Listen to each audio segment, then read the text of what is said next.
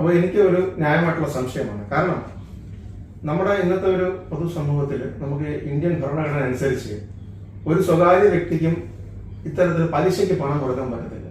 ഒരു കൈവായ്പ കൊടുക്കുന്നതല്ലാതെ വലിയ തുകകളൊന്നും പലിശയ്ക്ക് കൊടുക്കുവാനായിട്ട് സാധിക്കുകയില്ല.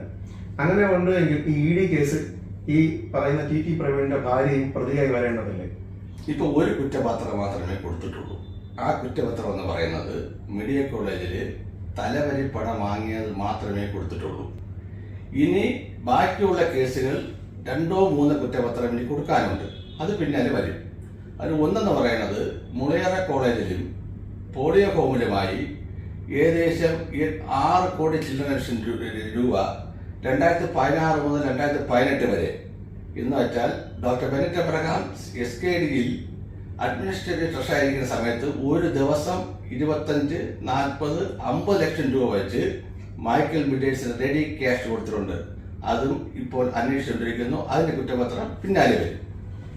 നമ്മുടെ ഇന്നത്തെ ഒരു സാഹചര്യത്തിൽ, അതായത് ഇന്ത്യൻ ഭരണഘടന അനുസരിച്ച് നമ്മൾ 20,000 രൂപയിൽ കൂടുതൽ തുക നമുക്ക് കൈമാറാനായിട്ട് പറ്റത്തില്ല. അത് ത്രൂ ബാങ്ക് വഴി മാത്രമേ നമുക്ക് സാധിക്കത്തുള്ളൂ. പക്ഷേ ഇവിടെ സംഭവിച്ചിരിക്കുന്നത് വൗച്ചർ മുഖേന ലക്ഷക്കണക്കിന് രൂപ, അതിൽ ഒരു വൗച്ചർ 30 ലക്ഷം രൂപ വരെ സിംഗിൾ വൗച്ചർ എഴുതി മാറിയിട്ടുണ്ട്. അപ്പോൾ ഇത് തികച്ചും, അതായത് നമുക്ക് നമ്മുടെ രാജ്യ നിയമത്തിന് 100% തെറ്റായിട്ടുള്ള കാര്യമാണ്. പ്രത്യേകിച്ച് നമ്മുടെ ഈ നോട്ട് നിരോധന സമയത്ത് വലിയ രീതിയിൽ കള്ളപ്പണം വെളുപ്പിച്ചു എന്ന് പറയുന്നു. അതും ഈ രീതിയിലായിരിക്കും മാറിയിട്ടുള്ളത് അല്ലേ? നോട്ടിന്റെ സമയത്ത് മാത്രമല്ല, കൊറോണ സമയത്തും ബെനറ്റ് എബ്രഹാമും ധർമ്മ രസാലവും ടി പ്രവീണും കോടിക്കണക്കിന് രൂപ കള്ളപ്പണം വെളുപ്പിച്ചിട്ടുണ്ട്. അതെല്ലാം ED അന്വേഷിച്ചിരിക്കുകയാണ്. ഏകദേശം ഒരു തെളിവ് കിട്ടിയതായിട്ടാണ് എനിക്ക് കിട്ടുന്ന വിവരം. ഇപ്പൊ ടി പ്രവീൺ എന്ന് പറയുന്ന ഒരു വ്യക്തിയുടെ ഒരു വളർച്ച, അപ്പം അദ്ദേഹം ഇവിടെ ഒരു ബിൽഡറാണ്. അപ്പോ അദ്ദേഹത്തിന്റെ വളർച്ചയിൽ അസൂയ പൂണ്ടിട്ടാണ് പലരും ഇത്തരത്തിലുള്ള കാര്യങ്ങൾ ചെയ്യുന്നു എന്ന് പറയുന്നു. അപ്പോൾ ഇദ്ദേഹത്തിന്റെ സമ്പത്തിന്റെ ശരിയായ ഉറവിടം എന്തായിരിക്കും? മൈക്കൽ ബിൽഡേഴ്സ് എവിടെയാണ് ബിൽഡിംഗ് ചെയ്തത്? നമ്മൾ ലോ കോളേജിൽ കുറച്ച് ബിൽഡിങ്, കാരക്കോണം മെഡിക്കൽ കോളേജിൽ കുറച്ച് ബിൽഡിങ് എന്ന് ചെയ്തെന്ന് പറയുന്നു. മുളയറ കോളേജ്, പോളിയോ ഹോം ഇപ്പോൾ ഏകദേശം ഒരു സൈഡ് ഏകദേശം ഇടിഞ്ഞു വേറായി. ഇവിടെ നിന്നൊക്കെ കംപ്ലീറ്റ് കള്ളപ്പണം വെളുപ്പിക്കാനാണ് ഈ 3 കൂടെ ചേർന്നുകൊണ്ട് ഈ ഒരു കള്ളപ്പണ വെളുപ്പിക്കുന്നതിന് വേണ്ടി മാത്രമാണ് ഈ ബിൽഡിങ്ങിന്റെ പേര് വെച്ചുകൊണ്ടിരിക്കുന്നത്. അതല്ലാതെ ഈ മൈക്കൽ ബിൽഡേഴ്സ് എവിടെയാണ് ബിൽഡിംഗ് ചെയ്തിട്ടുള്ളത്? ഈ അഡ്മിഷന് കിട്ടിയ പൈസയും ഇവിടുന്ന് ബാക്കി അപ്പോയിന്റ്മെന്റിന് കിട്ടുന്ന പൈസയും മാത്രമേ ഉള്ളൂ ഈ പറയുന്ന മൈക്കൽ ബിൽഡേഴ്സിന് ടി പ്രവീണിന് വളരാനുള്ള ഒരു കാരണം. അത് കള്ളപ്പണമാണ്. അത് ഇനി കള്ളപ്പണം ഉണ്ടാക്കിയാലും ഇല്ലെങ്കിലും അദ്ദേഹത്തിന്റെ ആസ്തികൾ കംപ്ലീറ്റ് കണ്ടുകെട്ടിയിരിക്കും.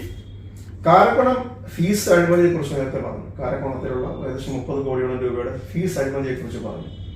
അപ്പോൾ ഈ തുക 30 കോടിയോളം രൂപ മുൻകൂറായി വാങ്ങിക്കുകയും എന്നാൽ ആ തുക വരവിലോ ചെലവിലോ ഉൾപ്പെടുത്തിയിട്ടുമില്ല. അപ്പോൾ അത് കൃത്യമായിട്ട് കാരക്കോണം മെഡിക്കൽ കോളേജിൽ ജനാധിപത്യ രീതിയിലുള്ള ഒരു കമ്മിറ്റി വന്ന സമയത്ത് ഫീസ് അടയ്ക്കാത്ത കുട്ടികൾക്ക് പരീക്ഷ എഴുതാൻ പറ്റില്ല എന്ന് പറഞ്ഞ് അവര് നോട്ടീസ് കൊടുക്കുകയുണ്ടായി. നോ ഡ്യൂസ് സർട്ടിഫിക്കറ്റ് അവർ കിട്ടിയില്ല.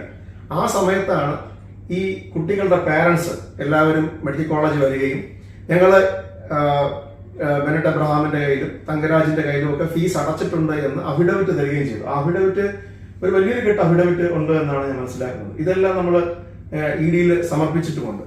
അപ്പോൾ ഇത് നമുക്ക് വ്യക്തമായ ഒരു തെളിവാണ്. ഈ തെളിവുകൾ നമുക്ക് ചൂണ്ടിക്കാണിക്കുന്നത് കാരക്കോണം മെഡിക്കൽ കോളേജിൽ നിന്ന് ഇതിനു മുൻപും അതിന് ശേഷവും ഇത്തരത്തിൽ പണം വെളുപ്പിച്ചിട്ടുണ്ടാവും. അതിനുള്ള എന്തെങ്കിലും തെളിവുകൾ നമ്മുടെ കയ്യിലുണ്ടോ? ഈ 33 കോടി രൂപയുടെ ആ കേസ് തന്നെയാണ് വലിയ തെളിവ്. ഇതിന്റെ മറവിൽ അവർ ധാരാളം കള്ളപ്പണങ്ങൾ വെളുപ്പിച്ചിട്ടുള്ളതായിട്ടാണ് നമുക്ക് കിട്ടുന്ന വിവരം. അതുകൂടാതെ CSI സഭയിലെ സാധാരണ ജനത്തിന് എന്താവശ്യം വന്നാലും, പോലീസ് കേസായാലും വിദ്യാഭ്യാസ കേസായാലും എന്ത് കേസ് വന്നാലും നമ്മൾ പരാതി കൊടുത്താൽ കേരള പോലീസോ കേരള അധികാരികളോ ഒരു അനുകൂല തീരുമാനം ഉണ്ടാക്കുന്നില്ല. അത് പിന്നെ അറിയാൻ കഴിഞ്ഞത് എക്സാലോജിക് എന്ന് പറയുന്ന കമ്പനിക്ക് ബെനറ്റ് എബ്രഹാം കോടിക്കണക്കിന് രൂപ കൊടുത്ത് ആ ബന്ധം ഉണ്ടാക്കി വെച്ചിരുന്നുണ്ടെന്ന് മാത്രമാണ് ഒരു പോലീസ് കേസും ഇതുവരെ നമുക്ക് അനുകൂലമായി വരാതിരിക്കുകയും ഈ പറയുന്ന ബെനറ്റ് എബ്രഹാമിനും ടി പ്രവീണിനും ധർമ്മരാജത്തിന് അനുകൂലമായി എല്ലാ തീരുമാനം ഉണ്ടാകുന്നത് ഒറ്റ കാരണം കൊണ്ടാണ്. അതുകൊണ്ട് നമുക്ക് ED കേസുമായി മുന്നോട്ട് പോയി മാത്രമേ ഇവർക്ക് ശിക്ഷ തീർക്കാനുള്ള ഒരു സംവിധാനം ഉണ്ടോ എന്നാണ് ഞാൻ വിശ്വസിക്കുന്നത്. അടുത്ത് നമുക്കറിയേണ്ടത് FCRAയുമായി ബന്ധപ്പെട്ട ചില കാര്യങ്ങളാണ്. FCRA എന്ന് പറയുമ്പോൾ വിദേശ ഫണ്ടുമായി ബന്ധപ്പെട്ടുള്ളതാണ്. അതായത് നമ്മുടെ നാട്ടിലുള്ള അല്ലെങ്കിൽ ഇവിടെയുള്ള സംഘടനകൾക്ക് വിദേശത്ത് നിന്നും ഒരു പ്രത്യേക തുക അവർ അനുവദിക്കാറുണ്ട്.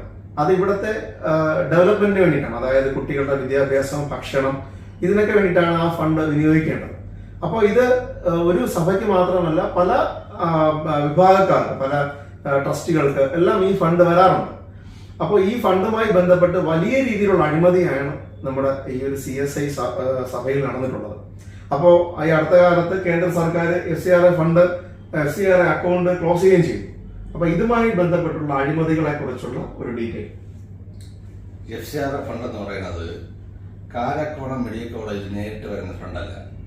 ആ FCRA ഫണ്ട് വരുന്നത് ദക്ഷിണ കേരള മഹായിടവകയുടെ ട്രസ്റ്ററുടെ പേരിലാണ്.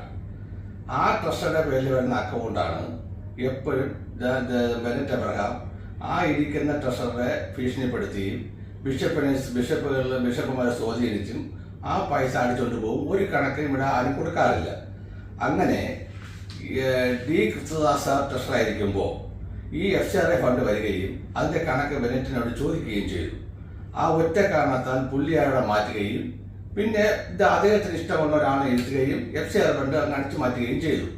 അങ്ങനെ ഏകദേശം ഇത്രയും വർഷത്തിനകത്ത് ഏകദേശം ഒരു 400 കോടി രൂപയാണ് FCRA അക്കൗണ്ട് വഴി ബെനറ്റ് എബ്രഹാം കൊണ്ടുപോയി അത് കള്ളപ്പണം വെളുപ്പിക്കാനായിട്ട് ഉപയോഗിക്കുകയും ചെയ്തത്. അത് 2011 ജൂലൈ 23 ശേഷം, അതായത് ധർമ്മരാജ സ്ഥലം ബിഷപ്പായതിനു ശേഷമാണ് ഇത്രയധികം വെട്ടിപ്പുകൾ ദക്ഷിണ കേരള മഹായിടവകയിലും കാരക്കോണം മെഡിക്കൽ കോളേജിലും ഉണ്ടായിട്ടുള്ളത്. ഈ ധർമ്മരാജ റസാലം ബിഷപ്പ് താൻ തെറ്റ് ചെയ്തു എന്ന്, കുറ്റം ചെയ്തു എന്ന് സംബന്ധിച്ചൊരു അഫിഡവിറ്റ് കൊടുത്തിട്ടുണ്ട്, നേരത്തെ പറഞ്ഞു. അപ്പൊ അങ്ങനെയാണ് എങ്കിൽ അദ്ദേഹത്തിനെതിരെ ഒരു നടപടി എടുക്കാൻ നമുക്ക് വേറെ ആരുടെയും ശുപാർശ ആവശ്യമില്ല. നമ്മുടെ സർക്കാരിന് തന്നെ എടുക്കാവുന്നതാണ്. അതിനെപ്പറ്റി ആ ഒരു ഓർഡറിൽ പറഞ്ഞിട്ടുണ്ട്. അതായത് ക്രിമിനൽ നടപടി എടുക്കണമെന്ന് പറഞ്ഞിട്ടുണ്ട്. പക്ഷേ ആ ക്രിമിനൽ നടപടി എടുത്തിട്ടില്ല. അതെന്തുകൊണ്ടാണ്? അത് നേരത്തെ പറഞ്ഞതുപോലെ എക്സാലോജിക്കാണ് മെയിൻ കാരണം. 2, ഞാൻ പൈസ വാങ്ങിച്ചു എന്ന് പറഞ്ഞ് കോടതികളിലും അഡ്മിഷൻ സൂപ്പർവൈസർ കമ്മിറ്റിക്ക് അഫിഡവിറ്റ് കൊടുത്ത ധർമ്മരാജാലും ഏകദേശം 6 കേസുകളിൽ, ക്രൈംബ്രാഞ്ച് കേസായാലും പിള്ളയുടെ കേസിലായാലും 1-ാം പ്രതിയായിരുന്നു. പക്ഷെ നേരത്തെ കോടതിയിൽ ക്രൈംബ്രാഞ്ച് കുറ്റപത്രം കൊടുത്തപ്പോൾ ഈ 6 കേസിൽ നിന്നും ധർമ്മരാജാലത്തെ ഒഴിവാക്കാൻ പറയുന്ന ക്രൈംബ്രാഞ്ച് പറയുന്ന കാരണം അദ്ദേഹം ഒരു ആത്മീയ പിതാവായതിനാൽ പൈസ വാങ്ങില്ല എന്ന് ഞങ്ങൾക്ക് ബോധ്യപ്പെട്ടതിനാൽ ഞങ്ങൾ അദ്ദേഹത്തെ ഒഴിവാക്കി. പക്ഷെ ഞങ്ങൾക്ക് അന്ന് വലിയ സംശയങ്ങൾ ഉണ്ടായിരുന്നെങ്കിലും ഇപ്പോഴും മനസ്സിലായത് എക്സാലോജിക്കിന് പണം കൊടുത്താൽ ഇവിടെ എന്തും ചെയ്യാൻ പറ്റും, കള്ളപ്പണം വെളുപ്പിക്കാം, എന്തും ചെയ്യാം.